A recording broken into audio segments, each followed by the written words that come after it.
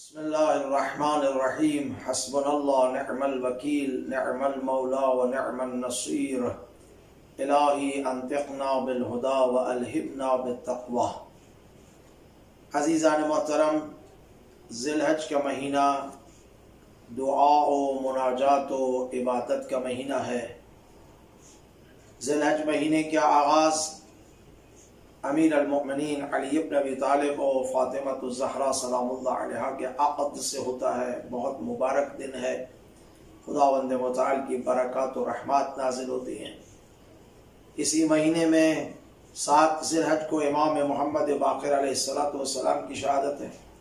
9 ذی الحج کو حضرت مسلم ابن عقیل سلام اللہ علیہ کی شہادت ہے، اور 9 ذی الحج عرفہ کا دن ہے، جس دن امام حسین علیہ السلام نے مکہ کو خدا حافظ کیا اور اس دعا کو جبل رحمت کے نزدیک اس دعا کو پڑھا، اور یہ دعا بہت ہی پرمعنی دعا ہے کہ انشاءاللہ خدا اس دعا کی پڑھنے کی توفیق عطا فرمائے۔ 10 ذی الحج حضرت ابراہیم اور حضرت اسماعیل کی قربانی کی یاد کا دن ہے، سنت ابراہیمی کا دن ہے۔ 18 ذی الحج غدیر کا دن ہے، ولایت امیر المؤمنین علی ابن ابی طالب علیہ السلام، دین مبین اسلام کی تکمیل کا دن ہے، انعامات الہی کی تکمیل کا دن ہے، بہت مبارک دن ہے۔ اور 24 ذی الحج عید مباہلہ کا دن ہے، جس دن اسلام نے نجران کے مقابل میں کامیابی حاصل کی پنجتن پاک سلام اللہ علیہم اجمعین کے توسل سے۔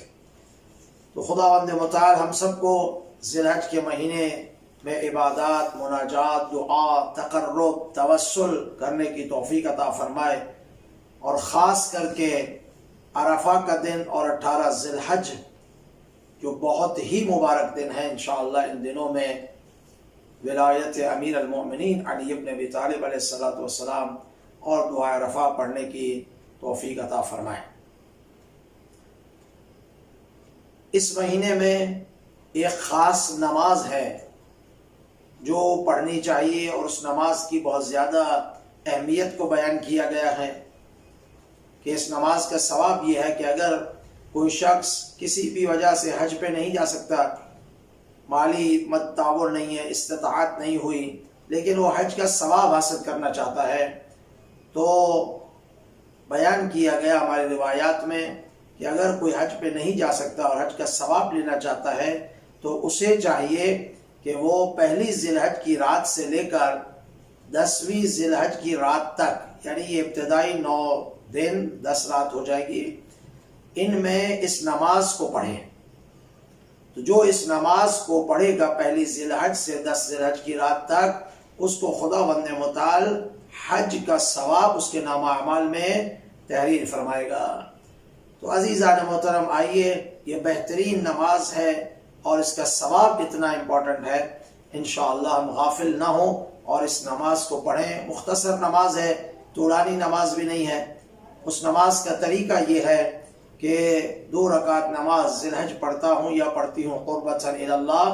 نماز کے بعد سورہ الحمد ہے، سورہ الحمد کے بعد سورہ اعراف کی آیت نمبر 141 141 نمبر آیت کو ایک دفعہ پڑھنا ہے۔ وَوَاعَدْنَا مُوسَى 30 لَيْلَةً وَأَتْمَمْنَاهَا بِعَشْرٍ فَتَمَّ مِيقَاتُ رَبِّهِ 40 لَيْلَةً وَقَالَ مُوسَى لِأَخِيهِ هَارُونَ اخْلُفْنِي فِي قَوْمِي وَأَصْلِحْ وَلَا تَتَّبِعْ سبیل المفسدین۔ اس آیہ شریفہ کو قرآن سامنے رکھ سکتے ہیں، کاغذ پر لکھ سکتے ہیں، ایک مرتبہ اس آیت کو پڑھنا ہے۔ پھر سورہ الحمد کے بعد قل هو اللہ ہے، قل هو اللہ کے بعد یہ ہے سورہ الحمد، اس کے بعد قل هو اللہ احد، اور اس کے بعد اس آیہ شریفہ کو پڑھنا ہے ایک مرتبہ۔ پھر رکوع و سجدہ، اور دوسری رکعت بھی پہلی رکعت کی طرح ہے، سورہ الحمد، قل هو اللہ اور اس آیہ شریفہ کو ایک مرتبہ۔ پھر قنوت میں جو بھی دعا فرمائے، خاص فرج امام زمان علیہ السلام کی دعا۔